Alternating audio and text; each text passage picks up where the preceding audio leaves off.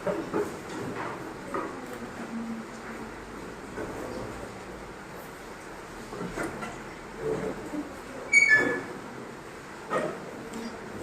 Class में हम agriculture के बारे में कंप्लीट कर चुके थे।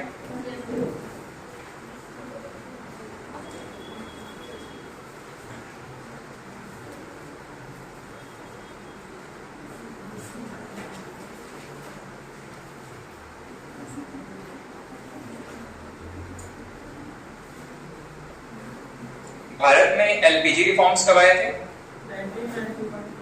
1991 में। कौन से किसानों को लघु किसान कहते हैं? लघु कृषक, एग्रीकल्चर लैंड होल्डिंग के हिसाब से।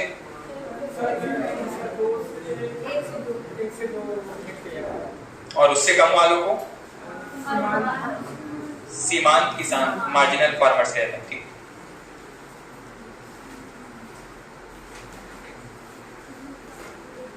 निरपेक्ष गरीबी किसको कहते हैं? हाँ, एब्सोल्यूट पॉवर्टी।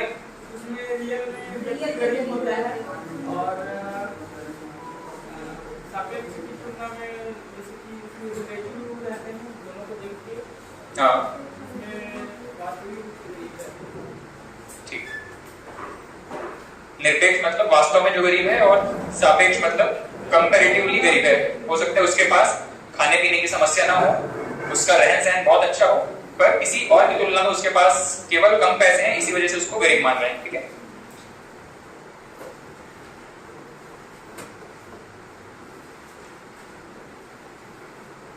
जीडीपी क्या होता है?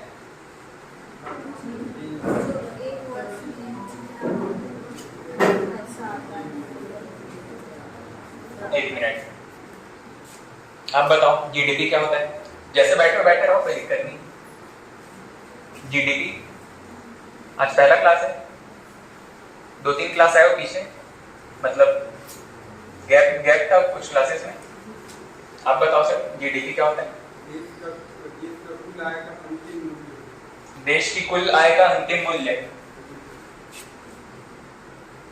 और कुछ छूट गए थे उसमें, कुछ और फैक्टर्स कैलकुलेट करने थे। बाजू वाले आप बताइए जरा। हाँ, जीडीपी क्या होता है? मतलब किन किन चीजों को, डेफिनेशन में क्या क्या चीजों को शामिल करके हम जीडीपी कहते थे? हाँ, टैक्स और जीडीपी। ऐसा कैसे चलेगा भाई? मतलब ये तो बिल्कुल बेसिक इकोनॉमी वाली चीजें हैं, ये ऐसा कोई बहुत रॉकेट साइंस वाली चीज तो है नहीं।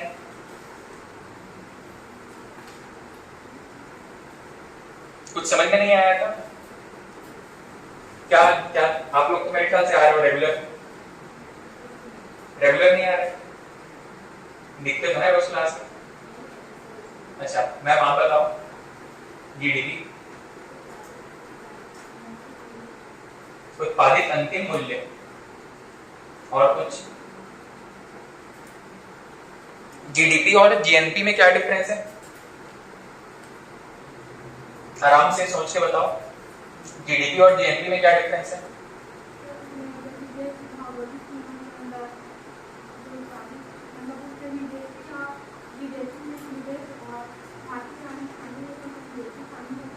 हाँ,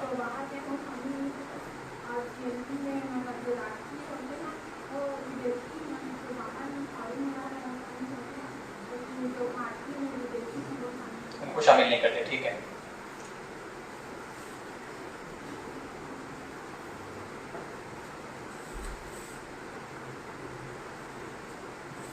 मनरेगा कार्यक्रम कब शुरू किया गया था? 2005-6 में। और मतलब नरेगा के नाम से शुरू हुआ था, और मनरेगा इसका नाम कब पड़ा था? 2009 में। नोट करवाए थे।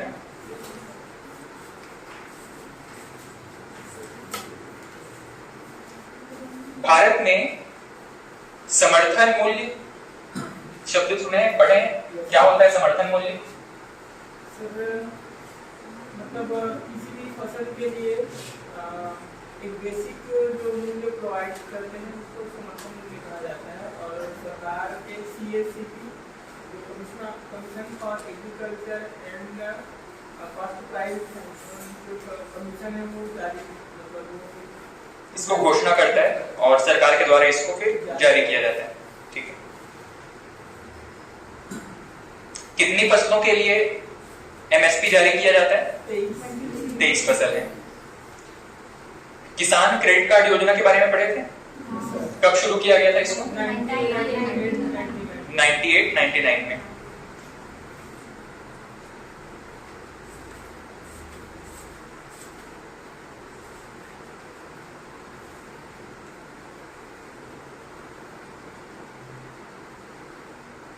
एग्रीकल्चर वाला टॉपिक के आगे कुछ लिखे थे क्या? लास्ट क्या लिखे थे एग्रीकल्चर में? किसान क्रेडिट कार्ड, ऋण के प्रकार। कितने प्रकार के ऋण थे? कौन कौन से ड्यूरेशन का ऋण था? सबसे कम 15 माह तक, उसके बाद 5 वर्ष तक, उससे बाद में 5 साल से ज्यादा। ठीक, इसी में एग्रीकल्चर में एक छोटा सा पॉइंट है, इसको नोट कर लीजिएगा लास्ट में।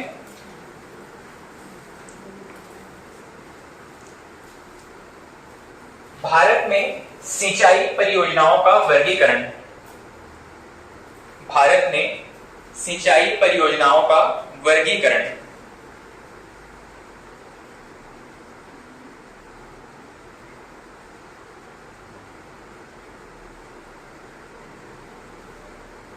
सरकार द्वारा जो सिंचाई परियोजनाएं विकसित की जाती है, जिसमें कि नहर हो गया, तालाब हो गया, कुएं हो गया, जो सरकारी योजनाओं के तहत इसमें जितने एरिया को इरिगेशन फैसिलिटी प्रोवाइड किया जा सकता है, उसके हिसाब से इसको 3 कैटेगरी में बांटा गया है। ठीक है, सबसे पहला नोट कीजिएगा, लघु सिंचाई परियोजना। लघु सिंचाई परियोजना,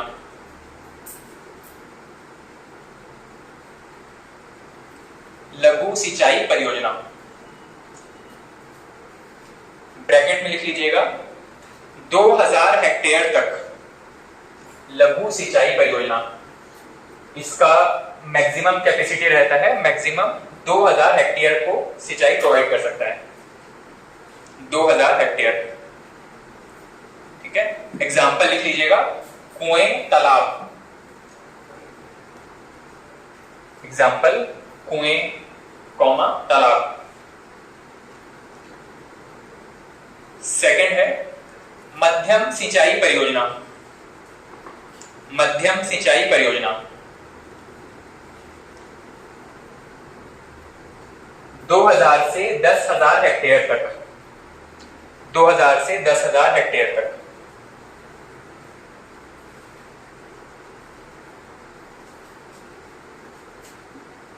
इसमें एग्जांपल लिख लीजिएगा, नाले या बैराज।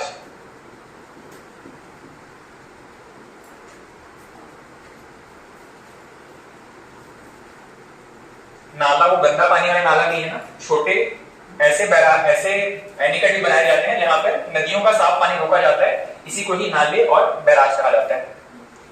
इनकी हाइट बांध की तुलना में कम होती है। नाला जो है वो जनरली फ्लोइंग कंडीशन में होता है, और बैराज जो है वो नदी के बीच में, मतलब इस तरीके से, नदी का अगर फ्लो इस तरीके से है, उसमें एक कम हाइट का बांध बना देते हैं, उसको बैराज कहते हैं। ठीक है, मतलब इसमें एक मिनिमम, इस नदी के इस तरफ अगर मान ली पानी का फ्लो इस तरफ है, तो यहाँ पर एक मिनिमम हाइट हमेशा पानी का मेंटेन रहेगा। ठीक है, उस एरिया में। हाँ, वही वही वही। और लास्ट लिखिएगा, वृहद सिंचाई परियोजना। वृहद सिंचाई परियोजना 10,000 हेक्टेयर से अधिक। इसमें टारगेट रहता है 10,000 हेक्टेयर से ज्यादा का जो लैंड एरिया है किसी गांव के आसपास, उसको कवर करने का। 10,000 हेक्टेयर से अधिक। इसमें एग्जांपल लिखिएगा, नदी और आपका बहुउद्देशीय परियोजनाएं। बहुउद्देशीय परियोजनाएं, मल्टीपर्पस प्रोजेक्ट्स, बहुउद्देशीय परियोजनाएं।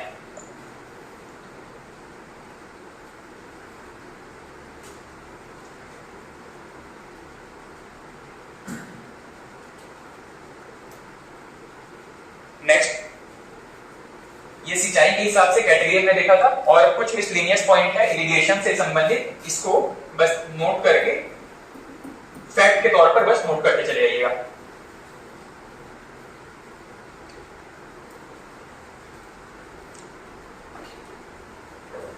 इसमें लिखिएगा सबसे पहला, भारत का कुल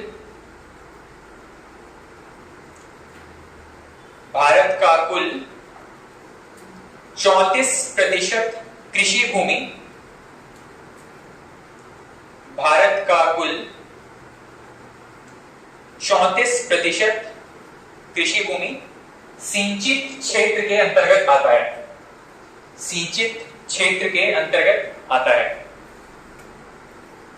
इसका मतलब है कि यहां तक जो 34% एरिया है, इनको ही इरिगेशन फैसिलिटी प्रोवाइड की जा सकी है, बाकी का सारा मानसून पर निर्भर करता है। ठीक है, नेक्स्ट पॉइंट लिखिएगा,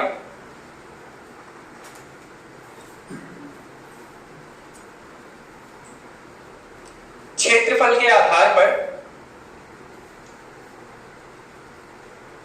सर्वाधिक सिंचित राज्य, क्षेत्रफल के आधार पर सर्वाधिक सिंचित राज्य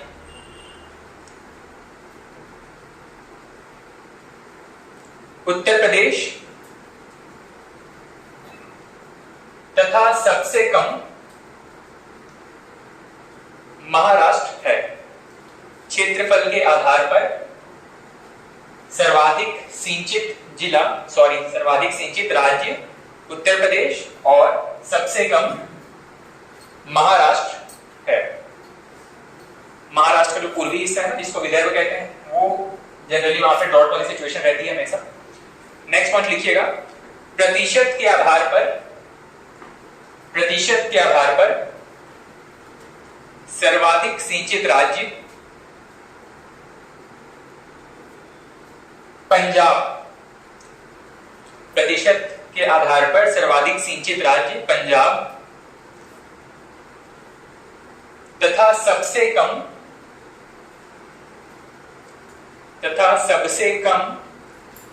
मिजोरम है। ठीक है, तो एरिया के हिसाब से सबसे ज्यादा इरिगेशन कहां पर है? यूपी में। सबसे कम कहां पे है? महाराष्ट्र में। प्रतिशत के आधार पे पंजाब में और सबसे कम मिजोरम में। नेक्स्ट पॉइंट लिखिएगा,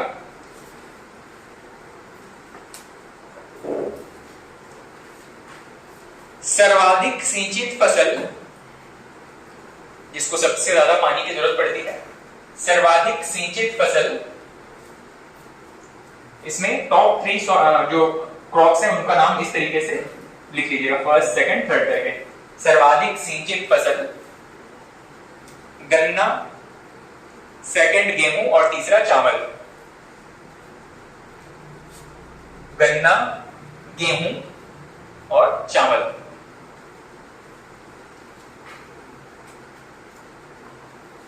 फर्स्ट गन्ना, सेकंड गेहूं और थर्ड चावल। नेक्स्ट पॉइंट लिखिएगा, कृषि राज्य सूची का विषय है। कृषि राज्य सूची का विषय है। राज्य सूची होने का मतलब क्या है? स्टेट लिस्ट, मतलब राज्य की सरकार ही उस पर कानून बना सकती है जब तक कि केंद्र का हस्तक्षेप ना हो। सर, तो एमएसपी सेंटर केंद्र सरकार घोषित करती है, राज्य सरकार उस पर बोनस देकर के बढ़ाकर दे सकती है। तो राज्य सूची के अंतर्गत होने का मतलब कृषि से संबंधित निर्णय लेना राज्य सरकार का काम है, लेकिन एमएसपी क्योंकि केंद्र सरकार पूरे देश के लिए जारी करता है, इसीलिए वो जो केंद्र सरकार के द्वारा जारी किया जाता है। इसका मतलब ये नहीं है कि छत्तीसगढ़ के कृषि संबंधित चीजों पर केंद्र सरकार का हस्तक्षेप रहेगा। उन्होंने ओवरऑल पूरे देश के लिए जारी कर दिया है। अगर भारत छत्तीसगढ़ की सरकार नहीं खरीदेगी तो केंद्र सरकार अपने स्तर पर यहां से खरीदी करवाएगी एफसीआई में स्टोर करने के लिए। ठीक है, नेक्स्ट पॉइंट लिखिएगा,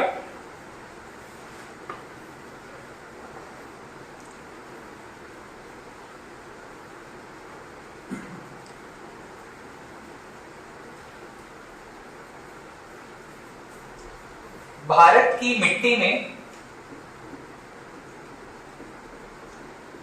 की की मिट्टी में N/P/K क्या क्या चीजें बताएंगे? Nitrogen, phosphorus, potassium. Nitrogen, phosphorus, potassium. NPK का अनुपात, NPK का अनुपात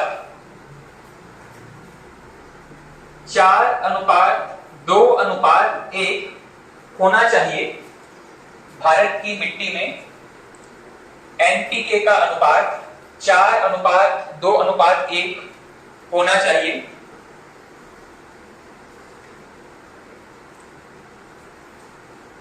परंतु यह औसत रूप से, क्योंकि भारत में फर्टिलाइजर बहुत ज्यादा यूज होता है तो ये पूरा रेशो बिगड़ गया है, ठीक है। परंतु यह औसत रूप से 8.2 8.2 रेशो 3.2 8.2 अनुपात 3.2:1 8.2 रेशो 3.2 रेशो 1 है।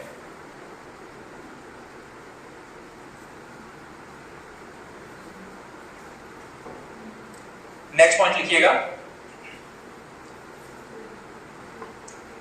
भारत यूरिया के उत्पादन में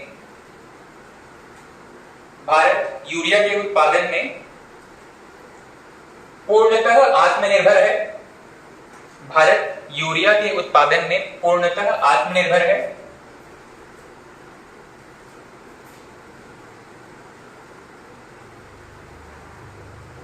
जबकि पोटेशियम का पूर्णतः आयात करता है।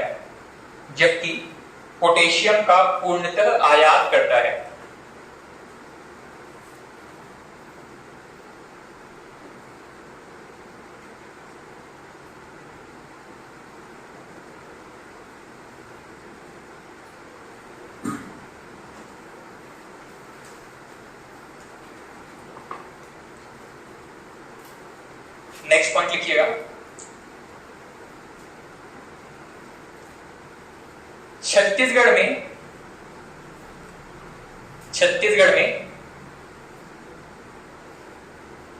सिंचाई के साधन, ठीक है। कौन कौन से तरीके हो सकते हैं वैसे सिंचाई के?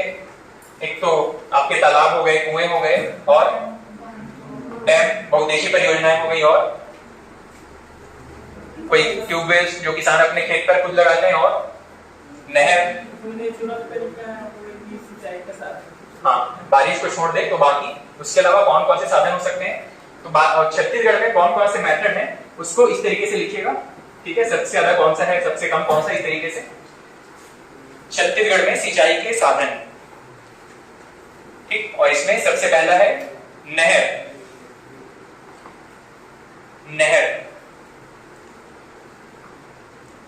सेकंड, नलकूप या ट्यूबवेल्स। नलकूप, या जिसको हम साधारण रूप से बोर कहते हैं, नलकूप, ट्यूबवेल या बोर। थर्ड है तालाब, और फोर्थ है कुआं।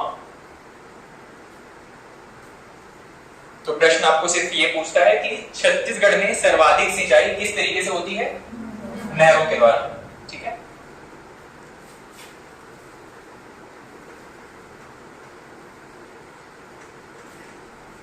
सबसे ज्यादा सिंचाई की आवश्यकता कौन से फसल को होती है? गन्ने को। हाँ, ध्यान रहना चाहिए, ऐसा लग रहा है, पर चावल को उससे स्लाइटली थोड़ा सा कम पानी चाहिए रहता है। भारत का क्लाइमेट ऐसा है कि आपका जो गेहूं है उसके टाइम पे कुछ ना कुछ बारिश उसको नॉर्मली उससे मिल जाता है, बारिश से कुछ ना कुछ सिंचाई की व्यवस्था बारिश से हो जाती है। और आपका जो धान है वो पूर्णतः बारिश पर निर्भर करता है, इसीलिए उसको सिंचाई की अलग से सिंचाई की जरूरत कम पड़ती है, ठीक है। यहाँ पर सिंचाई की आर्टिफिशियल तरीकों के हिसाब से बात की जा रही है, ठीक है। चलिए नेक्स्ट हेडिंग डाल दीजिएगा, एक प्रॉपर अलग से हेडिंग डालिएगा, पंचवर्षीय योजनाएं, भारत में पंचवर्षीय योजना,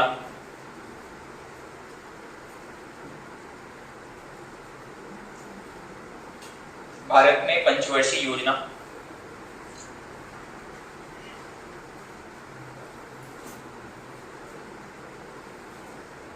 देखिए वैसे भारत 1947 में आजाद हो चुका था और 1950 में हमारा संविधान लागू हो गया था।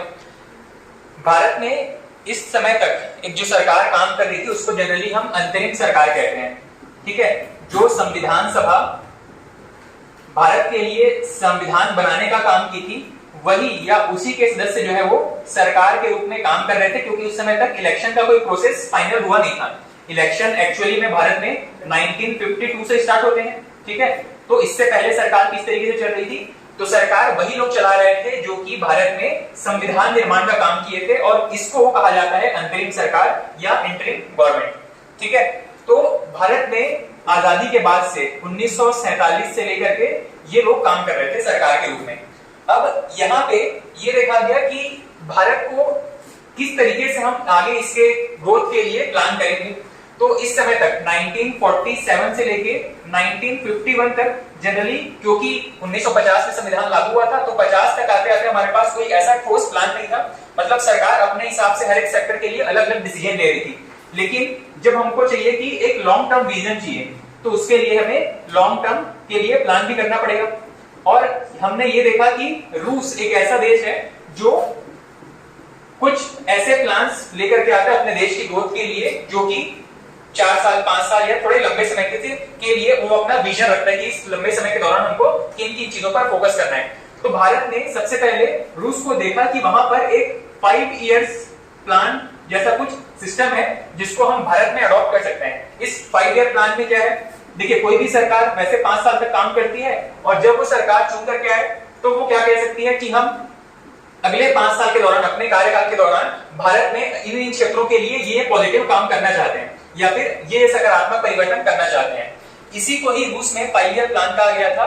जनरली ये जो 5 ईयर प्लान है ये किसी भी समाजवादी अर्थव्यवस्था की निशानी होती है, क्योंकि पूंजीवादी कोई समाज है, पूंजीवादी सरकार है, वो तो देश की ग्रोथ के लिए प्लान नहीं करेगी, वो अपने ग्रोथ के लिए प्लान करेगी, उस कंपनी के ग्रोथ के लिए प्लान करेगी जहां पर उनका अंश या फिर उनका शेयर्स इन्वॉल्व है, ठीक है। तो एक ऐसी सरकार जो कि समाज के सभी हिस्सों के लिए कोई प्लान बनाती है, उनके डेवलपमेंट के लिए प्लान बनाती है, उसको हम समाजवादी सरकार कहते हैं। और 1951 से ही देश में इस तरीके के प्लान बनाने शुरू किए गए थे, ठीक है। इसमें जो इंपॉर्टेंट चीजें हैं इसको आप नोट करना शुरू करेंगे। सबसे पहले इंट्रोडक्शन संबंधित 2-3 पॉइंट्स है, इसको नोट कीजिएगा, हेडिंग डालिएगा भारत में पंचवर्षीय योजनाएं, और सबसे पहले पॉइंट्स के फॉर्म में कुछ इंट्रोडक्टरी पॉइंट्स हैं, इसको नोट कीजिएगा। सबसे पहला पॉइंट है पंचवर्षीय योजनाओं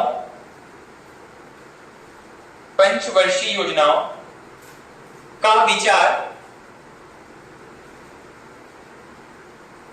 पंचवर्षीय योजनाओं का विचार रूस से लिया गया, रूस से लिया गया।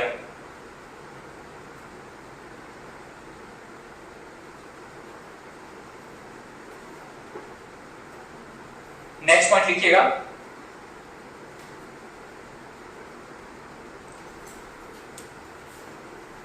आर्थिक नियोजन या इकोनॉमिक प्लानिंग, आर्थिक नियोजन या इकोनॉमिक प्लानिंग समवर्ती सूची का विषय है, कॉन्करेंट लिस्ट, समवर्ती सूची का विषय है। आर्थिक नियोजन या इकोनॉमिक प्लानिंग समवर्ती सूची का विषय है।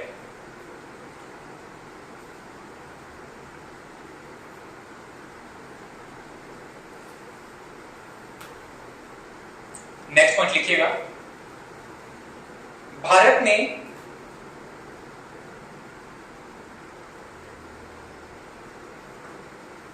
इसका सबसे पहले प्रस्ताव, भारत में इसका सबसे पहले प्रस्ताव एम विश्वेश्वरैया ने रखा था,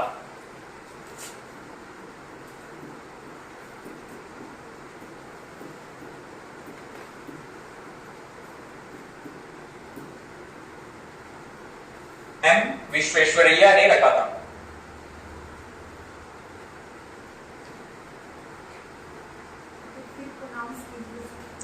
एम विश्वेश्वरैया, एम विश्वेश्वरैया ने रखा था।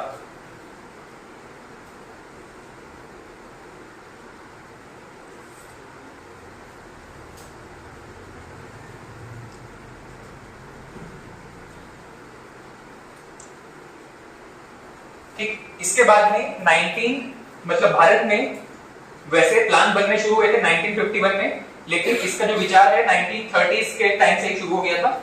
इसको ही एक एक करके जो किसी खास वर्ष में कोई खास इवेंट हुआ था इसको नोट कीजिएगा, ठीक है। ईयर वाइज इस तरीके से इसको नोट करते चलना। सबसे पहले है 1934 में, 1934 में विश्वेश्वरैया ने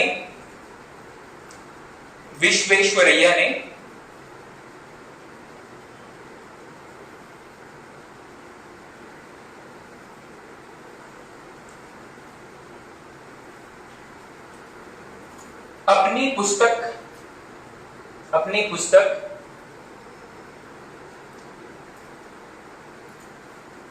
the planned economy for India,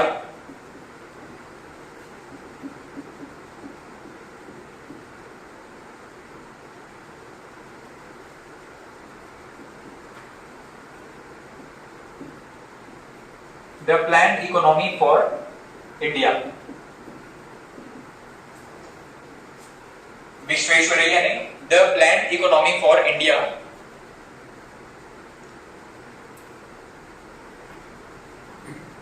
में भारत के राष्ट्रीय आय को 2 गुना करने के, भारत के राष्ट्रीय आय को 2 गुना करने के उपाय प्रस्तुत किए।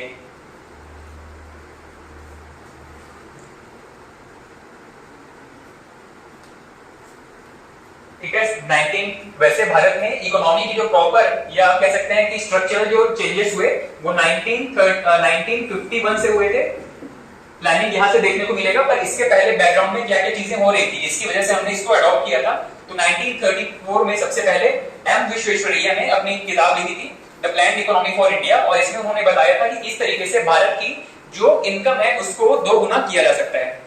नेक्स्ट लिखिएगा 1944-45, 1944-45, 1944-45 में बंबई के 8 उद्योगपतियों ने, बंबई के 8 उद्योगपतियों ने, 8 इंडस्ट्रियलिस्ट, 8 उद्योगपतियों ने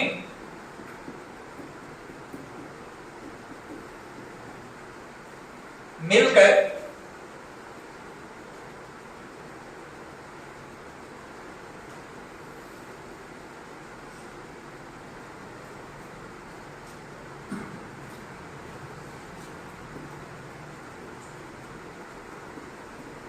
बॉम्बे प्लान प्रस्तुत किया। इन्होंने एक प्लान रखा जिसको कहा गया बॉम्बे प्लान। ठीक है, अब ये इंडस्ट्रियलिस्ट है, उद्योगपति हैं। भारत में उद्योगों को स्ट्रक्चरल रूप से उसमें किस तरीके के रिफॉर्म्स होने चाहिए, कैसे नए उद्योग विकसित किए जा सकते हैं, ये सारा प्लान था जिसको कि बॉम्बे प्लान कहा गया। बॉम्बे प्लान प्रस्तुत किया।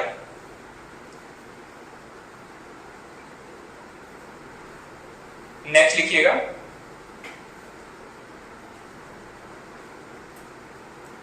1944 में, 1944 में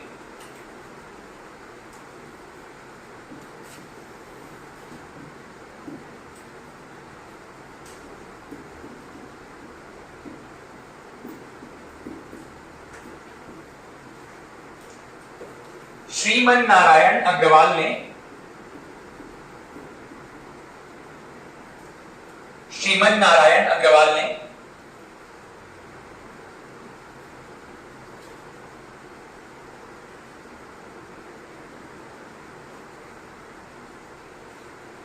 भारत के विकास के लिए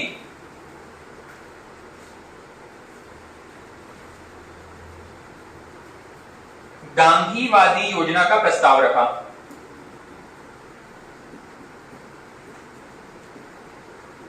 गांधीवादी योजना का प्रस्ताव रखा।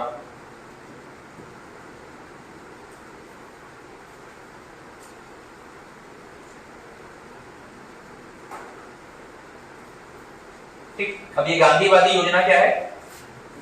ये वही है जिसको कि हम वर्तमान में समाजवादी योजना के नाम से जानते हैं। और समाजवादी का भी बिल्कुल कह सकते हैं कि नैरो फॉर्म है, जिसमें कि हर एक इंडिविजुअल की ग्रोथ पर फोकस किया जाता है। मतलब ये लघु कुटीर उद्योग पर ज्यादा ध्यान देने वाले थे।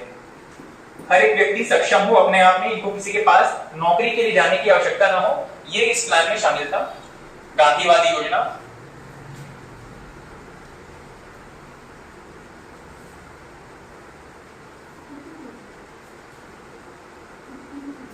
लघु कुटीर उद्योग, कॉटेज इंडस्ट्री। गांधीवादी मतलब गांधी जी का हमेशा से फोकस कभी भी किसी जगह किसी व्यक्ति के डेवलपमेंट के लिए ये रहा है कि कोई व्यक्ति जो है वो सेल्फ सफिशिएंट होना चाहिए, उसको किसी भी बड़े इंडस्ट्री पर निर्भर नहीं रहना चाहिए। गांधी जी और नेहरू जी के विचार जो है वो बिल्कुल अलग है, बिल्कुल अपोजिट है कह सकते हैं। एक तरफ गांधी जी और एक तरफ नेहरू। गांधी के विचार है लघु कुटीर उद्योग होने चाहिए, नेहरू जी का विचार क्या रहेगा? जस्ट उल्टा, इसका ग्लोबलाइजेशन पर फोकस करेंगे। इनका विचार यह है कि देश में जितनी बड़ी इंडस्ट्री लगेगी उतना ज्यादा ग्रोथ कर पाएगा। ठीक है,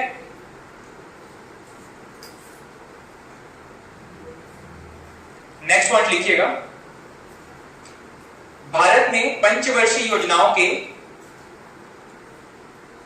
2 चरण माने जाते हैं, 2 फेजेस हैं।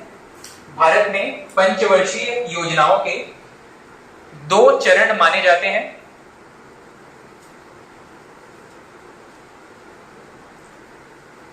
फर्स्ट,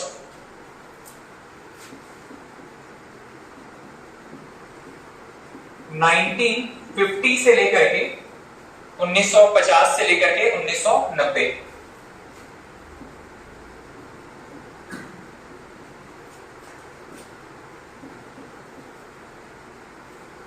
और सेकेंड फेज है 1990 के बाद।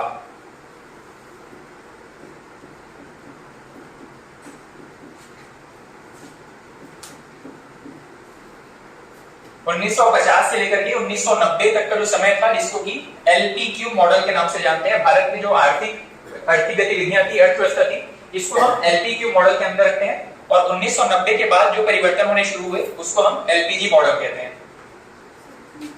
हाँ, कोटा। अच्छा, LPQ का फुल फॉर्म क्या है? मैंने डिस्कस किया था भाई, पहले भी मैं इसको बता चुका हूं। LPQ, आप LPG के बारे में बता रहे हैं, ऐसा कुछ हमने बताया था। लाइसेंस, सेकंड परमिट और लास्ट में कोटा। और यहां पर LPG में क्या है? लिबरलाइजेशन, प्राइवेटाइजेशन और ग्लोबलाइजेशन। लिबरलाइजेशन, प्राइवेटाइजेशन और ग्लोबलाइजेशन। हालांकि ये इस तरीके से पूछा गया था एग्जाम में कि LPG क्या, LPQ का क्या था, LPG क्या था। आपको एग्जाम में पूछा जाता है कि LPG रिफॉर्म्स भारत में किस वर्ष लागू हुए थे। ठीक है, तो 1990 के दशक में इसको लागू किया गया था। सिर्फ LPQ मॉडल क्या था इसको समझ लीजिएगा। तो 1950 से लेकर के 1990 तक का जो समय था, इसमें सरकार का खूब हस्तक्षेप होता था किसी बिजनेस में। ठीक है, हस्तक्षेप का मतलब है कि कोई भी व्यक्ति अगर कोई बिजनेस या इंडस्ट्री स्टैब्लिश करना चाहता है, उसको सरकार से सबसे पहले एक परमिशन लेना पड़ता था कि वो कोई इंडस्ट्री स्टैब्लिश करना चाह रहा है। उसके बाद उस सेक्टर में जिस भी बिजनेस को करना चाह रहा है उस सेक्टर संबंधित लाइसेंस लेना पड़ेगा। मान लीजिए कोई व्यक्ति अल्कोहल या शराब का उत्पादन या शराब का फैक्ट्री लगाना चाह रहा है तो उसका लाइसेंस लेगा। या कोई व्यक्ति माइनिंग करना चाहता है, उसका लाइसेंस लेना पड़ेगा। मतलब बहुत सारे लाइसेंस के प्रोविजंस थे 1950 से लेकर के 1990 के तक। उसके बाद में तो बहुत सारे लाइसेंस को खत्म भी कर दिया गया। ठीक, तो हर एक चीज के लिए इनको लाइसेंस लेना पड़ता था। उसके बाद में प्रोडक्शन शुरू करने के लिए इनको परमिट लेना पड़ता था, हर एक जगह पे हर एक विभाग से इनको परमिट लेना पड़ता था। उसके बाद में सरकार भी एक लिमिट लगा कर रखती थी कि आप मैक्सिमम इतने चीजों का प्रोडक्शन कर सकते हैं। मान लीजिए शराब की कोई फैक्ट्री है, तो ऐसा नहीं है कि वो अपनी फुल कैपेसिटी में प्रोडक्शन कर सके, अनलिमिटेड शराब को उत्पादन कर सके। वहां पर एक कोटा फिक्स कर देते थे कि मैक्सिमम आप इतना शराब उत्पादन कर सकते हैं, या फिर माइनिंग करते समय मैक्सिमम आप इतने टन खनिज का उत्पादन कर सकेंगे। इसको कहा जाता है कोटा सिस्टम। तो हर एक विभाग से उनको लाइसेंस देना पड़ता था, हर एक विभाग से परमिट लेना पड़ता था, और हर एक काम को करने के लिए उनका मैक्सिमम कोटा फिक्स रहता था कि इतनी मैक्सिमम चीजों का आप उत्पादन कर सकते हैं। इसको कहा जाता था एलपीक्यू मॉडल। यहाँ पे सरकार का हर एक क्षेत्र में काफी ज्यादा हस्तक्षेप हुआ करता था। और उसके बाद में 1990 के बाद में चेंजेस हुए थे, इसको कहा जाता है एलपीजी मॉडल। मतलब लिबरलाइजेशन का मतलब है कि अपनी पॉलिसीज को ज्यादा उदार कर देना है। उदार करने का मतलब है कि वहां पर डील दे देनी है, छूट दे देना है। प्राइवेटाइजेशन का मतलब है कि हर एक सेक्टर जो है वो गवर्नमेंट के लिए रिजर्व नहीं रहेगा, प्राइवेट व्यक्ति या कोई भी इंडिविजुअल या कोई भी कंपनी यहाँ पर काम कर सकती है। और ग्लोबलाइजेशन का मतलब है कि वैश्विक अर्थव्यवस्था के साथ आपको सामंजस्य बिठा करके चलना है, अपने देश को और बाकी देश के साथ में आपको आर्थिक गतिविधियां बढ़ानी है, दूसरे देशों के साथ आर्थिक गतिविधियों में इन्वॉल्व होना है और अपने मार्केट को भी विश्व के लिए ओपन करना है। ये था एलपीजी मॉडल। ठीक है, तो सबसे पहले इसमें नोट कीजिएगा, ये हम आगे हर एक 5 ईयर प्लान के साथ देखेंगे कि वहां पर किस तरीके की चीजें हो रही हैं। ठीक है, तो अब सीधे हम चलते हैं फर्स्ट 5 ईयर प्लान में। अब हेडिंग डालिएगा पहली पंचवर्षीय योजना। पहली पंचवर्षीय योजना 1951 से 56, ब्रैकेट में वहीं पर उसका ईयर भी नोट करते चलना कि कितने समय तक ये लागू था। पहली पंचवर्षीय योजना 1951 to 56।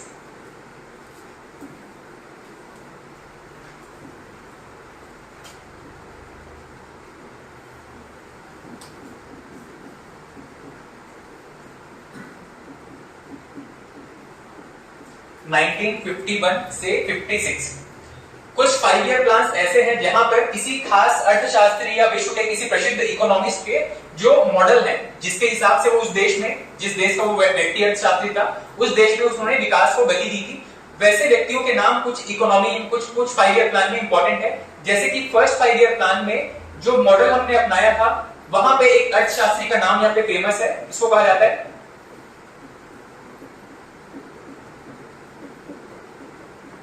Harold डोमोर model. ये अर्थशास्त्री का नाम है। ठीक है, इसमें 2 व्यक्ति इन्वॉल्व है, एक है हेरोल्ड और एक है डोमोर। दोनों के नामों के इनिशियल्स को लेकर के इस प्लान को हमने नाम दिया है।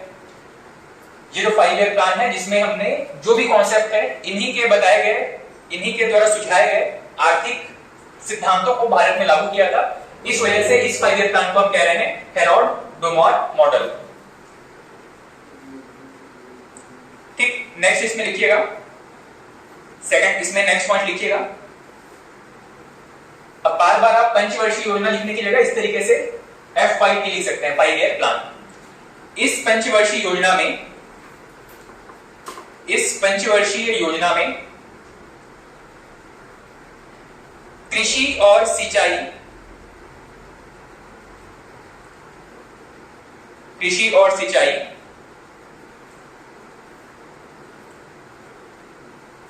पहली प्राथमिकता थी।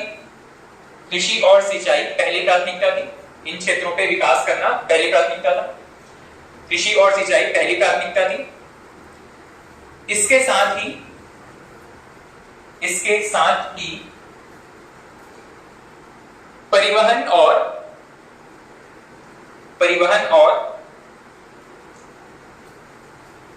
मूल्य स्थिरता, प्राइस स्टेबिलिटी, परिवहन और मूल्य स्थिरता। भारत नया नया आजाद हुआ था उस समय, और चीजों के प्राइस, क्योंकि सरकार कोई भी ऐसी सरकार नहीं थी जिसको लंबे समय तक देश में सरकार चलाने का अनुभव रहा हो, इसलिए बहुत सारी चीजों के प्राइस जो है वो आसमान को छू रहे थे। इसलिए वहां पे जो पहला काम था वो था कि कैसे न कैसे हम देश में फूड सिक्योरिटी इंश्योर करें, और इसके लिए कृषि और सिंचाई पर फोकस किया गया। साथ ही ट्रांसपोर्टेशन सिस्टम और प्राइस स्टेबिलिटी उनके प्रायोरिटी में था, जो भी सरकार उस समय काम कर रही थी। ठीक, नेक्स्ट पॉइंट लिखिएगा। 1952 में सामुदायिक विकास कार्यक्रम, कम्युनिटी डेवलपमेंट प्रोग्राम, 1952 में सामुदायिक विकास कार्यक्रम प्रारंभ किया गया। और ठीक है, जैसे कि इसके नाम से समझ में आ रहा है कि जो समूह है, जो वहां की लोकल पॉपुलेशन है किसी क्षेत्र की, वहां पर जो समुदाय निवास कर रही है, उनके डेवलपमेंट के लिए हर एक समुदाय को विशेष रूप से उन पर फोकस करके उनके डेवलपमेंट के लिए प्लान किया जाए। 1952 में कम्युनिटी डेवलपमेंट प्रोग्राम, CDP, सामुदायिक विकास कार्यक्रम। सर ये जो पंचायती राज जो बना था 1952 पे, इसी CDP के बाद में 1957 में, ठीक, तो जैसे कि उस समय जैसे ग्राम पंचायत का डेवलपमेंट करना रहता होगा, हाँ, तो जैसे कि जो पैसा फंड वगैरह आता होगा ये लोग को दिया जाता था कि कैसे नहीं, ये सिर्फ सुझाव देने का या फिर कह सकते हैं कि सजेस्ट करने वाली संस्था थी। एक्चुअल में जो पैसा है वो प्लानिंग कमीशन के थ्रू होकर के जाता था। उस समय तक यहाँ पर योजनाएं और काम करना शुरू कर चुका था, ठीक है, तो यहाँ पर प्लानिंग कमीशन का रोल बहुत ज्यादा था। ठीक, CDP या कम्युनिटी डेवलपमेंट प्रोग्राम, ये जो है वो सिर्फ एक कह सकते हैं कि इसमें जो काम करने वाले लोग थे, ये सजेस्ट करने का ही काम करते थे, सलाहकारी संस्था के रूप में काम कर रही थी, ये सजेस्ट करते थे प्लानिंग कमीशन को। ठीक है, एकदम छोटे लेवल से वहां हाँ, नहीं, प्लानिंग कमीशन का काम एग्जीक्यूशन का होता था। प्लानिंग कमीशन को पॉलिसी मेकिंग के लिए और लोगों की जरूरत पड़ती थी, तो ये जो CDP में जो काम कर रहे थे, इसमें जो वर्क फोर्स था वो कंपैरेटिवली ज्यादा था। इनको यूज करके प्लानिंग कमीशन को डेटा इकट्ठा करता था। सर जैसे कि पंचायती राज मतलब नहीं आया था, हाँ, तो उसमें जैसे गांव में कोई काम कराना रहता था, हाँ, उसमें सबसे मेन इम्पैक्ट कौन होता था जो डायरेक्टली पंचायती राज नहीं, उस समय तक पंचायती राज को क्योंकि संवैधानिक दर्जा नहीं मिला था, तो वहां की लोकल अथॉरिटी नाम की कोई चीज नहीं थी। मतलब काम करवाने की जिम्मेदारी वहां पर जिला स्तर या राज्य सरकार की होती थी। वहां के मान लो PWD डिपार्टमेंट है, वही वहां पे जाकर के रोड या डैम बनवाने का काम करेगी। लोकल अथॉरिटीज के पास वहां पे पावर नहीं थी काम करवाने की। ठीक है, इसीलिए 1992-93 के आसपास इनको संवैधानिक दर्जा देने की कोशिश की गई थी। नेक्स्ट लिखिएगा इसमें, इस पंचवर्षीय योजना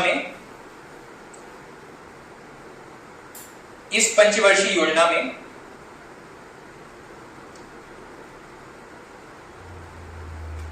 कई बहुउद्देशीय परियोजनाएं विकसित की गई।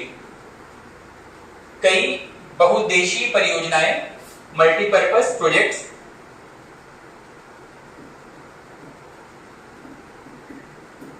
बहुउद्देशीय परियोजनाएं प्रारंभ की गई या विकसित की गई। एग्जाम्पल, ठीक है, एग्रीकल्चर और इरिगेशन को विकसित करने के लिए बहुउद्देशीय परियोजनाएं विकसित की गई। इसमें एग्जाम्पल है भाखड़ा नांगल परियोजना। कहां पर है भाखड़ा नांगल? पंजाब। भाखड़ा नांगल परियोजना। सेकंड एग्जाम्पल है दामोदर घाटी परियोजना। दामोदर कहां पे है? झारखंड। दामोदर घाटी परियोजना। और नेक्स्ट एग्जाम्पल है हीराकुंड परियोजना। ये कहां पर है? उड़ीसा। ठीक है, तो जैसा इन्होंने टारगेट रखा था एग्रीकल्चर सेक्टर को डेवलप करने के लिए, तो उससे रिलेटेड चीजें क्या क्या कर सकते थे? तो सबसे पहले तो इरिगेशन डेवलप करना था, इरिगेशन फैसिलिटी बेहतर करना था, और इरिगेशन के लिए बहुउद्देशीय परियोजनाएं विकसित करनी थी। तो कौन कौन सी परियोजनाएं विकसित की गई? भाखड़ा नांगल, झारखंड में कौन सा? दामोदर, और उड़ीसा में हीराकुंड। कौन सी नदी पर? महानदी पर। ठीक है, ये कुछ इंपॉर्टेंट पॉइंट्स थे आपके फर्स्ट 5 ईयर प्लान में। नेक्स्ट नोट कीजिएगा, सेकंड 5 ईयर प्लान या द्वितीय पंचवर्षीय योजना। द्वितीय पंचवर्षीय योजना 1956 से लेकर के कहां तक जाएगा? अगला 5 साल कहां तक जाएगा? 1961 तक। सेकेंड 5 ईयर प्लान 1956 से 1961। जैसा कि यहां पर हेरोल्ड डोमार मॉडल यूज किया गया था, वैसे ही यहां पर कौन सा मॉडल था? कौन सा? एक शब्द, एक नाम हमने पढ़ा था, पीसी महालनोबिस, ठीक है, उन्हीं के नाम पर, उन्हीं सांख्यिकीविद के नाम पर इसको रखा गया था, महालनोबिस मॉडल।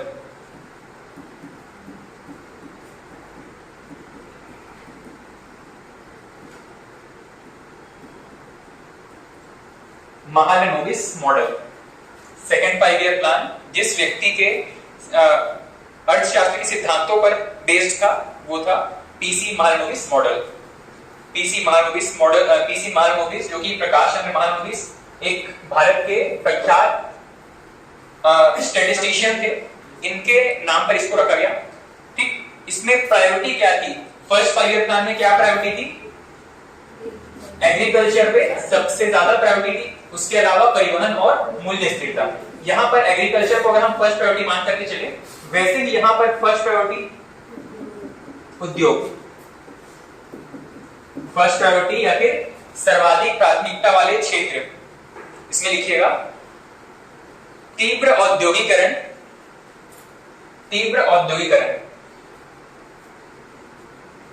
फास्ट इंडस्ट्रियलाइजेशन,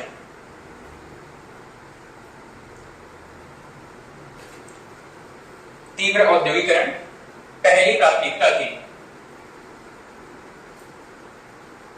औद्योगिकरण का मतलब है कि उस देश में भारी उद्योग विकसित किए जाएं जो कि बहुत ह्यूज अमाउंट में चीजें प्रोड्यूस कर सकें, बहुत बड़ी मात्रा में प्रोडक्शन वहां से हो सके।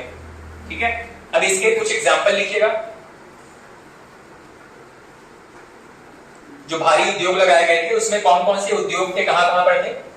सेकंड 5 ईयर प्लान के समय में जो उद्योग लगाए थे इनके कुछ नाम लिखिएगा। सबसे पहला है Rourkela steel plant.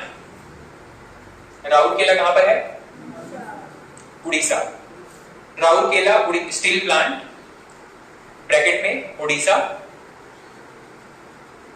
Rourkela steel plant Orissa, dash करके लिखिएगा जर्मनी की सहायता से। यहां पर हम 3 ऐसे इस्पात उद्योग के बारे में पढ़ने वाले हैं और तीनों से ही प्रश्न पूछे जा चुके हैं। ठीक है, तीनों में प्रश्न पूछा गया है कि कौन सा किस 5 ईयर प्लान में स्थापित किया गया था, किस देश के सहयोग से स्थापित किया गया था। तो फर्स्ट एग्जांपल ध्यान से नोट कीजिएगा। पहला है राउरकेला स्टील प्लांट, किस राज्य में है? उड़ीसा में है। किसके सहयोग से स्थापित किया गया था? जर्मनी के सहयोग से। सेकंड है BSP, Bhilai steel plant. Bhilai steel plant किस राज्य में है? छत्तीसगढ़। और किस देश के सहयोग से स्थापित किया गया था? रूस के सहयोग से। उस समय इसको सोवियत संघ या यूएसएसआर कहते थे, आप रूस लिख लीजिए सीधा। रूस के सहयोग से स्थापित। और नेक्स्ट है Durgapur steel plant.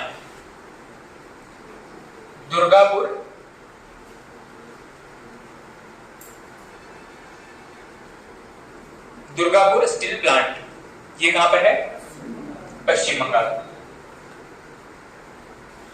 Durgapur steel plant पश्चिम बंगाल। इसको किसकी सहायता से स्थापित किए थे?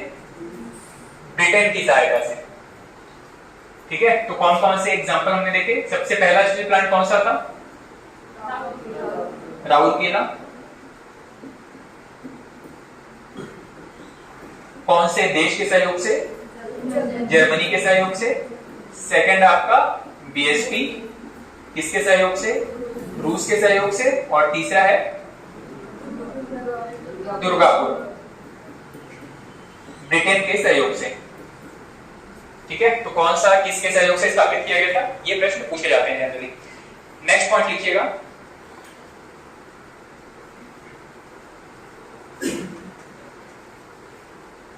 इसी पंचवर्षीय योजना में, इसी 5 ईयर प्लान में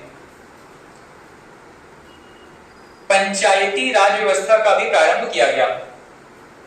इसी पंचवर्षीय योजना में, या FYP लिख लीजिए सीधा शॉर्ट में, 5 ईयर प्लान, इसी पंचवर्षीय योजना में पंचायती राज व्यवस्था का भी प्रारंभ किया गया। और पंचायती राज के बारे में जनरली इसका डेट बड़ा इंपॉर्टेंट है, लिख लीजिएगा ब्रैकेट में वहीं पे, 2 अक्टूबर 1959, 1959, 2 अक्टूबर 1959, 2 अक्टूबर 1959। एक और चीज पूछा जाता है यहाँ पे, वैसे पंचायती राज जब आप पढ़ेंगे वहां पे सारी डिटेल मिल जाएंगी। कहां से शुरू किया गया सबसे पहले? राजस्थान के किस जिले से? नागौर। वहीं पे चाहे तो नोट कर लीजिएगा, राजस्थान के नागौर जिले से। सर ये समझ नहीं आ रहा क्या चीज? इसी पंचवर्षीय में पंचायती राज व्यवस्था का कार्य किया। एक पंचायती राज में वो वाला पढ़ते हैं जो 1992 93 वाला, वो तो इसी पंचायती राज व्यवस्था को वो मिला है, संवैधानिक दर्जा मिला है। उससे कम नहीं, मतलब ये पंचायती वाला प्रश्न। पंचायती राज व्यवस्था शुरू हो चुका था यहाँ पर 1959 से ऑफिशियली पंचायती राज व्यवस्था शुरू हो चुका था, लेकिन इसका जो काम है वो बहुत सिंबॉलिक होता था। इनको अभी कोई पावर्स मिली नहीं थी। तो पूरा भारत में प्रचलित नहीं था ये, कहीं स्टेट में? हाँ, स्टेट में प्रचलित था। हर एक राज्य में चाहे तो उस देश की, उस राज्य की सरकार जो है अपने राज्य में पंचायती राज व्यवस्था स्थापित कर सकती थी। ठीक है, इसमें कई सारे डेवलपमेंट होते चले गए, जैसे कि अलग अलग समितियां बनाई गई। उस समितियों ने जो रिकमेंडेशन दिया उसके हिसाब से कोई राज्य चाहे तो द्विस्तरीय पंचायती राज, कोई चाहे तो त्रिस्तरीय पंचायती राज व्यवस्था लागू कर सकती थी। ठीक है, तो ये जो सारा सिस्टम था वो अलग अलग राज्यों में अपने अपने हिसाब से अलग अलग था। रिजर्वेशन का तरीका अलग था। ठीक है, रिजर्वेशन भी कोई राज्य चाहे तो महिलाओं को रिजर्वेशन देता था, कोई नहीं देता था। कोई 50% दे रहा है, कोई 10%, कोई 30%, इस तरीके से रिजर्वेशन देता था। मतलब यहाँ पर एक रूपता नहीं थी। इसको आप सिंपली ये कह सकते हैं कि पूरे देश में केंद्र सरकार ने ये घोषणा तो कर दी थी कि हर एक राज्य अपने यहाँ पंचायती राज व्यवस्था लागू करेंगे, पर पूरे देश के लिए कोई भी एक रूपता नहीं थी। ठीक है, एक रूपता होने का मतलब है हर एक राज्य में स्ट्रक्चर जो है वो अलग अलग रहता था। ये जो एक रूपता लाने का काम किया था, ये किया था आपके संविधान संशोधन में। जब इनको संवैधानिक दर्जा मिल गया था तब ये है वो पूरे देश में एक जैसा स्ट्रक्चर लागू हुआ। इस समय ये कहा गया कि किसी भी राज्य में अगर पंचायती राज व्यवस्था है तो वहां पर जो महिलाएं हैं किसी पंचायती राज क्षेत्र में, पंचायत क्षेत्र में, उनको कम से कम 1/3 रिजर्वेशन तो मिलना ही चाहिए। ठीक है, ये जो है वो घोषणा किया गया इस संवैधानिक दर्जा मिलने के बाद में 1/3 रिजर्वेशन महिलाओं को मिलना ही चाहिए। अब 1/3 से ज्यादा आप कोई भी राज्य कितना भी दे सकता है, जैसे कि छत्तीसगढ़ में 50% आरक्षण लागू है महिलाओं के लिए। ठीक है, महिलाओं को पंचायती राज इंस्टीट्यूशंस में 50% रिजर्वेशन दिया जाता है। मिनिमम 1/3 या 33% देना कंपलसरी है, ये बताया गया संवैधानिक दर्जा मिलने के बाद में। लेकिन राज्य उसमें पॉजिटिव चेंज करते हुए कुछ एक्स्ट्रा एफर्ट लगा सकते हैं। ठीक है, उससे कम नहीं दिया जाएगा किसी भी राज्य में। सर कहीं मतलब त्रिस्तरीय करके नहीं, मतलब है वो यूनिफॉर्मिटी के अंतर्गत नहीं है, जैसे त्रिस्तरीय पंचायती राज व्यवस्था ही लागू है पूरे देश में। कहीं पे 2 स्तरीय लागू है। वहां पर एडमिनिस्ट्रेशन के हिसाब से उन्होंने अपने यहाँ एक स्ट्रक्चर को, एक लेवल को कम कर दिया है। इसका मतलब ये है कि मीडियम लेवल किसी स्ट्रक्चर को हटा सकते हैं, जैसे कि ग्राम पंचायत, जनपद पंचायत, जिला पंचायत। अब ये जनपद को चाहे तो हटा सकते हैं, लेकिन ग्राम पंचायत होना कंपलसरी है। हर एक राज्य में ग्राम पंचायत या पंचायती राज इंस्टीट्यूशंस का मुख्य उद्देश्य यही था कि ग्राउंड लेवल पर जो लोग हैं, जो गांवों में रह रहे हैं, उनको एम्पावर करना, उनको शक्ति प्रदान करना। तो ग्राम पंचायत का जो मेन उद्देश्य था वो ग्राम पंचायत के लागू होने से ही पूरा हो सकता है। यहाँ पर कोई चाहे तो ऊपर के स्ट्रक्चर्स को हटा सकता है, लेकिन ग्राम पंचायत को कोई भी राज्य नहीं हटा सकता। ग्राम पंचायत होना कंपलसरी है। ठीक है, यहाँ पर हमने एक और चीज पढ़ा है कि कोई भी स्ट्रक्चरल रिफॉर्म जब होते हैं उसमें नेगेटिव चेंजेस नहीं होने चाहिए। ग्राम पंचायत को ही चेंज कर देंगे, ग्राम पंचायत को ही हटा देंगे, तो इसको लागू करने का पूरा जो पर्पस था वो खत्म हो जाएगा।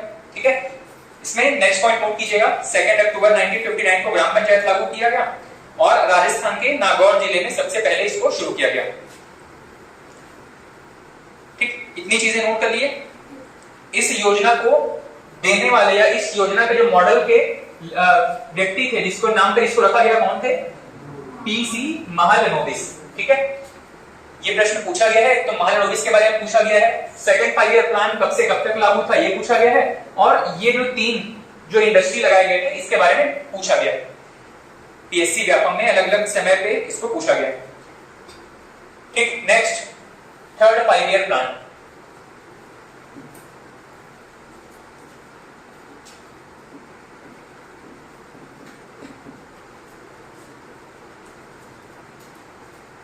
जनरली पंचायती राज व्यवस्था में अभी भी बलवंत राय मेहता जो समिति ने उसे पारी दी थी वही वर्तमान में लागू है, त्रिस्तरीय पंचायत वाला। थर्ड 5 ईयर प्लान, इसमें जो अर्थशास्त्री थे जिन्होंने ये मॉडल, जिनके नाम पर जो इस 5 ईयर प्लान का मॉडल रखा गया है। अच्छा, पहले यहाँ पर ईयर नोट कर लीजिएगा, कब से कब तक लागू रहेगा? 1961 से लेकर के अगले 5 साल कब तक? 1966 तक। 1961 से लेकर के 66 तक, 1961 से 66। जिस अर्थशास्त्री के सिद्धांतों पर ये पंचवर्षीय योजना बेस्ड थी, मॉडल सुखमय चक्रवर्ती मॉडल।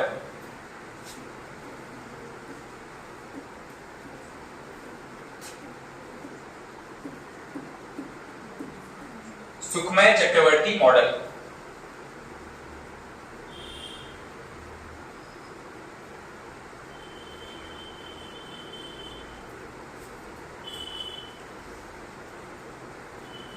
ठीक, अब इसमें प्राथमिकता क्या थी?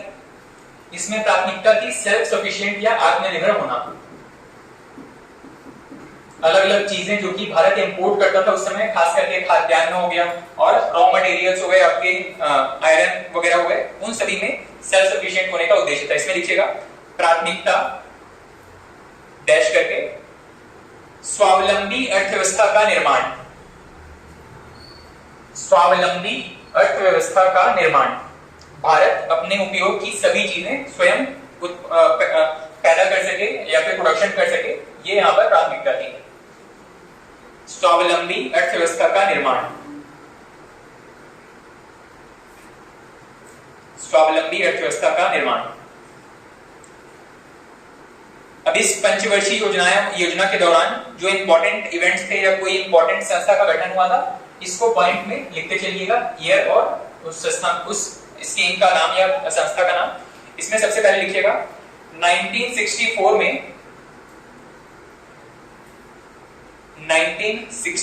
में एक और स्टील प्लांट लगाया गया, उसका नाम है 1964 में बोकारो।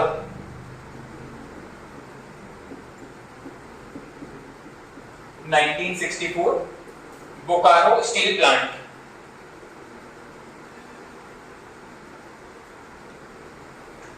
डैश करके लिखिएगा रूस के सहयोग से। बोकारो स्टील प्लांट रूस के सहयोग से।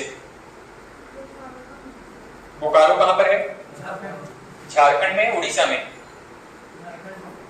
झारखंड, बोकारो झारखंड। नेक्स्ट लिखिएगा 1964 में, एक तो 1964 में बोकारो स्टील प्लांट था, इसी वर्ष एक और चीज, एक और संस्था गठन हुआ, इसको लिखिएगा 1964 डैश करके आईडीबीआई बैंक की स्थापना। IDBI,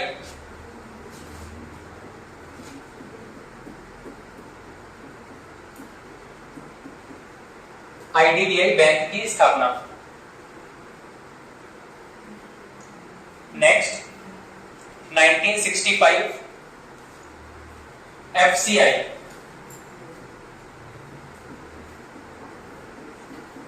food corporation of India. 1965 भारतीय खाद्य निगम।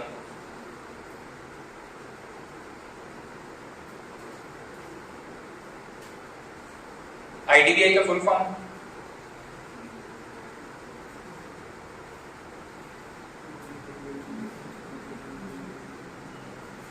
आईडीबीआई का फुल फॉर्म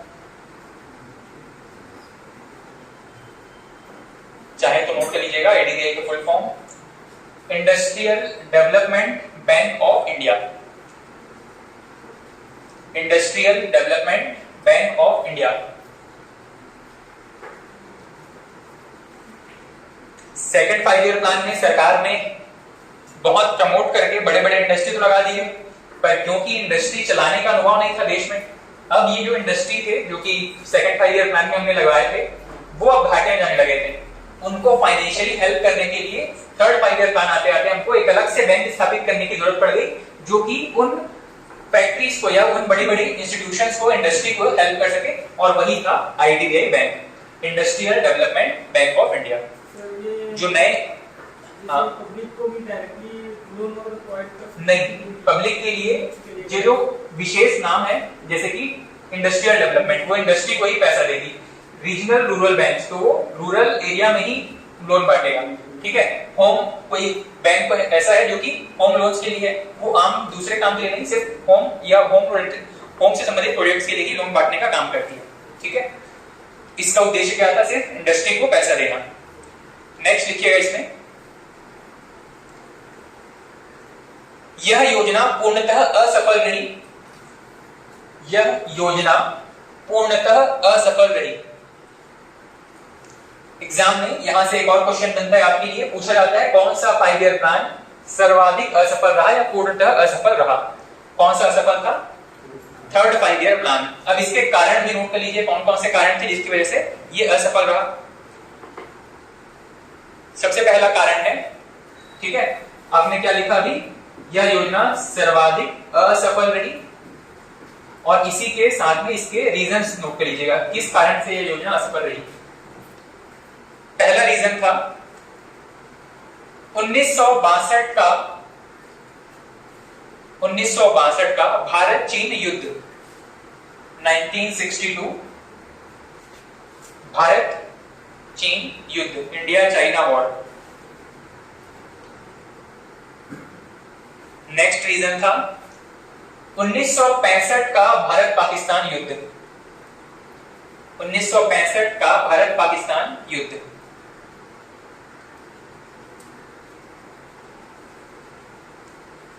और तीसरा रीजन था 1965-66 के दौरान भीषण अकाल, 1965-66 के दौरान भीषण अकाल।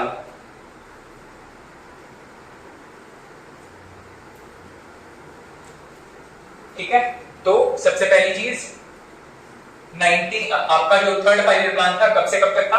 1961 से लेकर के 66 तक। कौन से अर्थशास्त्री के नाम पर बेस्ड था ये? सुखमय चक्रवर्ती, सेकंड 5 ईयर प्लान था महाराणा। सुखमय चक्रवर्ती मॉडल पर बेस्ड था। इसकी प्राथमिकता क्या थी? सेल्फ सफिशिएंट होना या आत्मनिर्भर होने का। ठीक, इसको ध्यान में रख करके हमने कुछ प्लान्स बनाने शुरू किए थे। 1964 में बोकारो स्टील प्लांट लगाया गया, 64 में ही इंडस्ट्रीज के लिए अलग से बैंक IDBI बनाया गया, 65 में एफसीआई गठन किया गया। लेकिन ये प्लान असफल रह गया। क्यों? यहाँ पर एक तो था आपका भारत चीन युद्ध, कौन से वर्ष में? 1962। उसके बाद में भारत और पाकिस्तान का युद्ध हो गया 1965, और उसके बाद में अकाल की स्थिति पड़ गई थी भारत में, क्योंकि इस समय तक हालांकि बहुउद्देशीय परियोजनाएं लगाई जानी शुरू हो चुकी थी, पर बहुउद्देशीय परियोजनाएं नहर के द्वारा पूरे देश में फैलेंगी, और नहर का जो प्रणाली है वो पूरे देश में भी फैल नहीं पाया था। ट्यूबवेल्स, बोरवेल्स उतने ठीक से लागू नहीं किए हुए थे, या हर किसी के पास इतनी व्यवस्था नहीं थी। तो 1965-66 के दौरान खूब अकाल पड़ा था, जिसकी वजह से सरकार को रेवेन्यू बहुत कम मिला था, और जो भारत का जो पहले का जो सेविंग्स था वो इन दोनों में खर्च हो गया था। ठीक है, युद्ध में काफी पैसा चला गया था। हाँ, बारिश नहीं होता है, एक साल बारिश नहीं होता है तो समझ में आता है, जो 2-3 साल तक अगर बारिश ना हो इसको कहा जाता है अकाल की स्थिति। ठीक, चलिए इसके बाद में नेक्स्ट, हालांकि अब थर्ड 5 ईयर प्लान पढ़ चुके हैं तो इसके बाद में आना चाहिए था फोर्थ 5 ईयर प्लान, लेकिन कुछ समय तक यहाँ पर कोई भी 5 ईयर प्लान नहीं था। इसको कहा जाता है प्लान हॉलीडे। ठीक है, जो प्लानिंग 5 ईयर प्लान से जो गैप रहेगा इसको कहा जाता है प्लान हॉलीडे। ठीक, अब इसको नोट कीजिएगा, योजना अवकाश। नेक्स्ट 5 ईयर प्लान नहीं है, लेकिन सीक्वेंस में ही नोट कीजिएगा योजना अवकाश। और भारत में ऐसे 3 मौके आए हैं जब 5 ईयर प्लान जो है वो अपने रोटेशन पे नहीं था। इसको हम first plan holiday, second plan holiday और थर्ड प्लान हॉलीडे के नाम से जानते हैं। ये पहला मौका था। ठीक, योजना अवकाश कब से कब तक था? 1966 से लेकर के 69, 66 से लेकर के 69। 1966 से लेकर के 1969।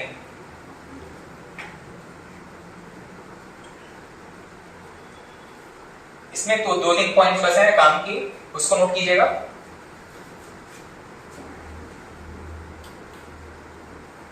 (1966) से लेकर के 1969। इसमें पहला पॉइंट नोट कीजिएगा,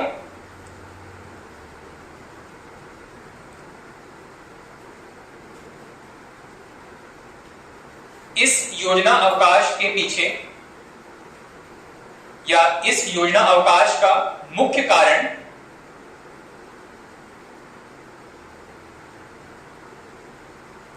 इस योजना अवकाश का मुख्य कारण देश की आर्थिक स्थिति का कमजोर होना था। ये जो 5 ईयर प्लान था किस वजह से था? देश की आर्थिक स्थिति कमजोर थी।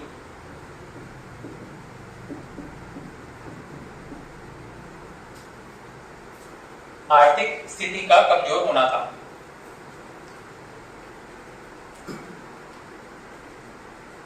नेक्स्ट पॉइंट लिखिएगा,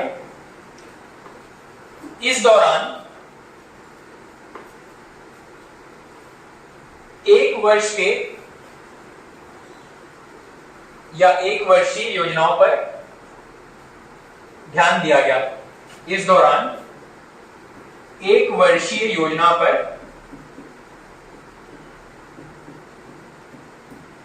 ध्यान दिया गया। और नेक्स्ट पॉइंट लिखिएगा, इसी समय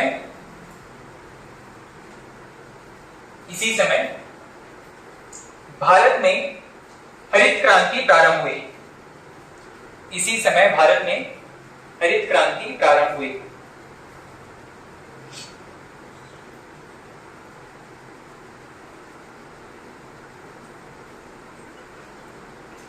ठीक है, इस योजना अवकाश में बस ये 2-3 पॉइंट्स इंपॉर्टेंट हैं।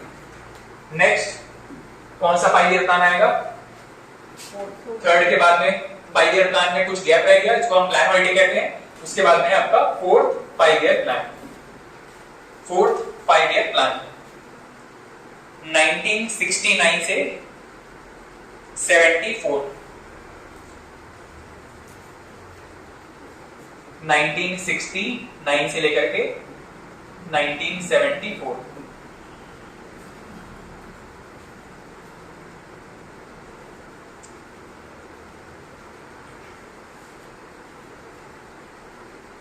ठीक, इसमें भी उसी तरीके से पॉइंट्स नोट कीजिएगा। सबसे पहला, कौन से अर्थशास्त्री के नाम पर इसको रखा गया या किसके सिद्धांतों को यहाँ पर लागू किया गया। इसमें है एक अर्थशास्त्री है, इनका नाम है D.R. गडकरी। ये वही व्यक्ति हैं जिनका नाम हमने और कहीं पे पढ़ा है। कहां पर? गरीबी के आकलन के लिए इन्होंने एक स्केल दिया था। ठीक है, तो ये जो मॉडल था D.R. गडकरी मॉडल पर बेस्ड था। इसमें प्रायोरिटी क्या थी? सेकंड पॉइंट लिखिएगा, इस पंचवर्षीय योजना में आत्मनिर्भरता के साथ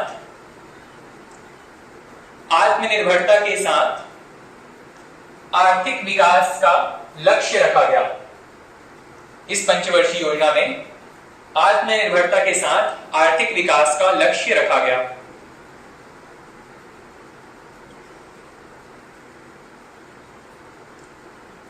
ठीक, अभी इस पंचवर्षीय योजना में जो इंपॉर्टेंट इवेंट्स थे इसको बस सीरीज में नोट करते चलना।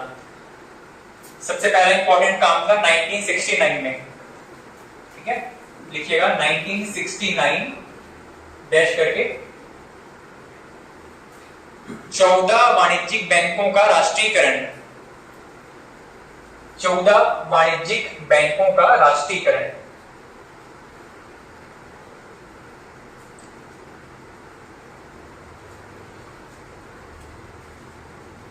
सामान्य अगर बोलचाल की भाषा में कहें तो राष्ट्रीयकरण का मतलब क्या होता है?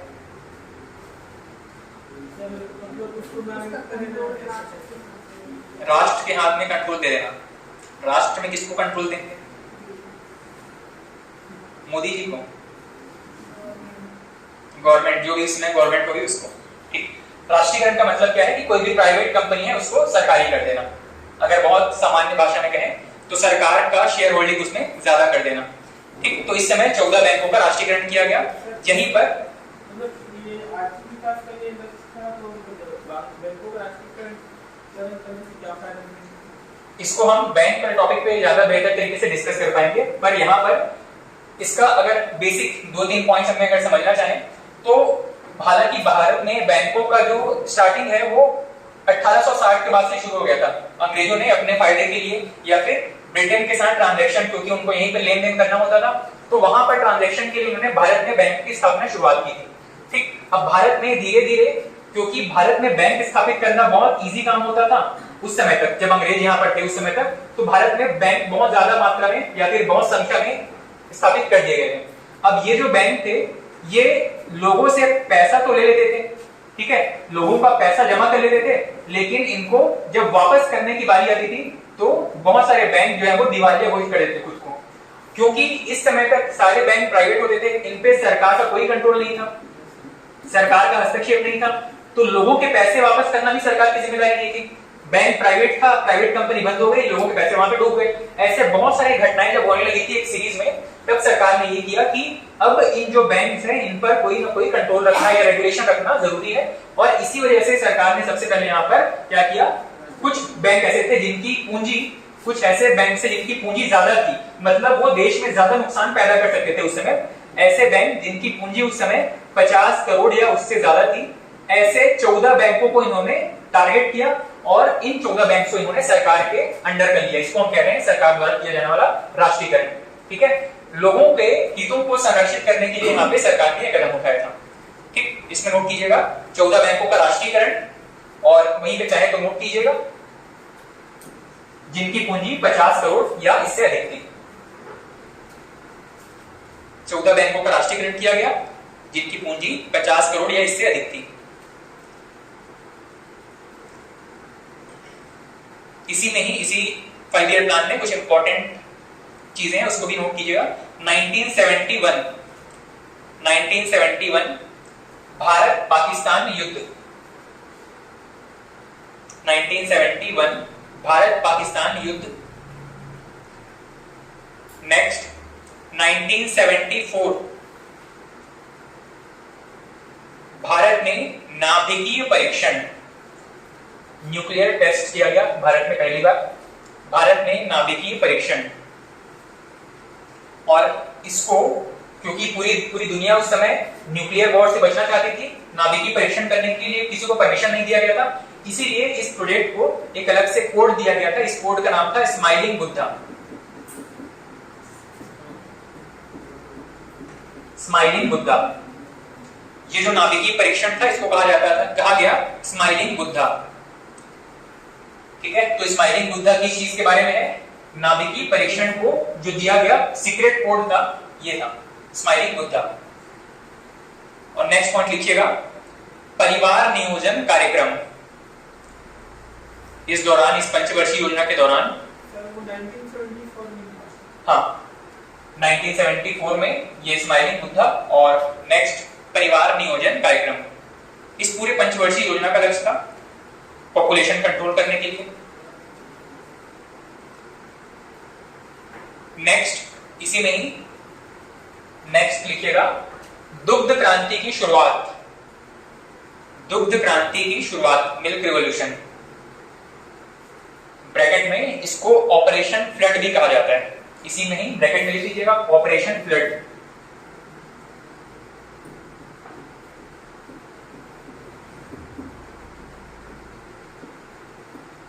ऑपरेशन फ्लड, मिल्क रिवॉल्यूशन या दुग्ध क्रांति को ही ऑपरेशन फ्लड के नाम से जाना जाता है भारत में।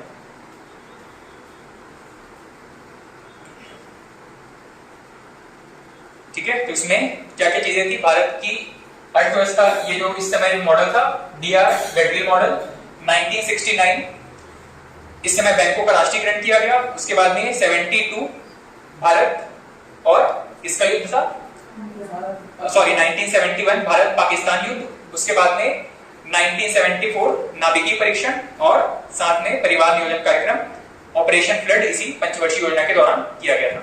ठीक है,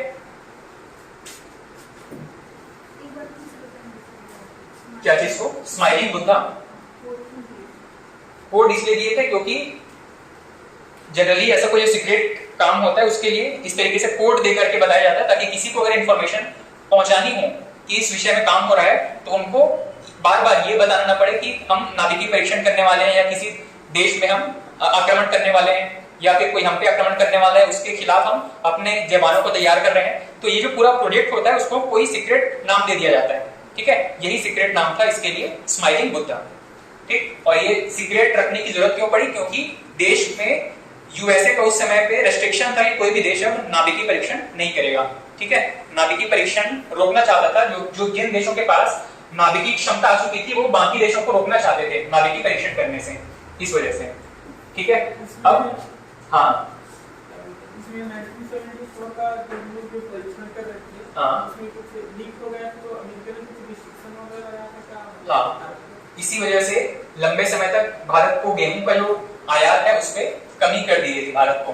ठीक है, सड़े हुए या खराब टाइप के अनाज भेजे जा रहे थे भारत को, और भी काफी सारे रेस्ट्रिक्शंस लगाए गए थे। लोन देने में कमी की जा रही थी, वर्ल्ड बैंक आईएमएफ से लोन नहीं मिल पा रहा था ठीक से। ठीक, यहाँ पर जो फर्स्ट 5 ईयर प्लान था कौन से मॉडल पर बेस्ड था?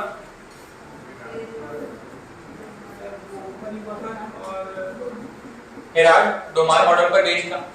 ठीक, फर्स्ट 5 ईयर प्लान में किस चीज पर सबसे ज्यादा फोकस किया गया था? कृषि पर। कौन कौन से प्रोजेक्ट स्थापित किए गए थे? एक तो है भाखड़ा नांगल, इसके अलावा दामोदर नदी पर, इसके अलावा हीराकुंड बांध। सेकंड 5 ईयर प्लान कौन से मॉडल पर बेस्ड था? महालनोबिस। किस चीज पर फोकस था? उद्योगों पर फोकस था। कौन कौन से उद्योग लगाए गए थे? सबसे पहला राउरकेला। कौन से देश के सहयोग से? जर्मनी के सहयोग से। उसके बाद में बीएसपी, किसके सहयोग से? रूस के सहयोग से। इसके बाद में बोकारो, दुर्गापुर। दुर्गापुर किसके सहयोग से? यूके, ब्रिटेन के सहयोग से। थर्ड 5 ईयर प्लान किसके कौन से मॉडल पर बेस्ड था? सॉरी, सुखमय चक्रवर्ती। सुखमय चक्रवर्ती। किस चीज पर फोकस किया गया था वैसे? आत्मनिर्भर होने पर। लेकिन प्रॉब्लम आनी शुरू हो गई, सबसे ज्यादा असफल रहा ये। असफलता के कारण क्या क्या थे? भारत चीन युद्ध कौन से वर्ष में? 1960। भारत पाक युद्ध और अकाल 65-66 के दौरान। Fourth 5 year plan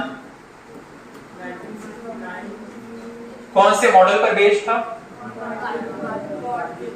Gadgil model पर बेस्ड था। इस पर क्या कहा गया? आत्मनिर्भरता प्लस आर्थिक विकास। एक नया यहां पर इंडस्ट्री डेवलप किया गया, कौन सा था? Bokaro, Bokaro steel plant. एक बैंक यहां पर स्थापित किया गया।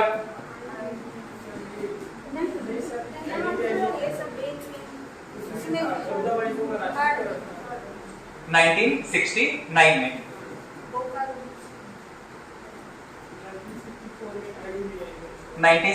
में। अच्छा, ये समय देखते चलना। ये हो गया आपका 1951 से लेकर के 56। ये हो गया 1956 से लेकर के 61। ये हो गया 61 से लेकर के 66 और ये हो गया आपका 69 से लेकर के 74। ठीक, बैंकों का राष्ट्रीयकरण यहाँ पे आएगा 1969। 14 बैंक, इनका राष्ट्रीयकरण। और बोकारो ये कहां पे आएगा? ये यहाँ पे आएगा थर्ड 5 ईयर प्लान में। सेकंड 5 ईयर प्लान में ये तीन इंडस्ट्री, उसके बाद में बोकारो। 1964 के आसपास एक बैंक स्थापित किया गया IDBI, और 1965 में FCI। 1969 में 14 बैंकों का राष्ट्रीयकरण। इसके अलावा और क्या क्या चीजें थी यहाँ पर? हाँ, परिवार नियोजन कार्यक्रम, परिवार नियोजन कार्यक्रम, मिल्क रिवॉल्यूशन। हरित क्रांति किसमें आएगा? इन दोनों के बीच में जो गैप है 3 साल का, इस दौरान हरित क्रांति आएगा। ठीक है, चलिए बाकी का नेक्स्ट क्लास में करते हैं। Okay, thank you.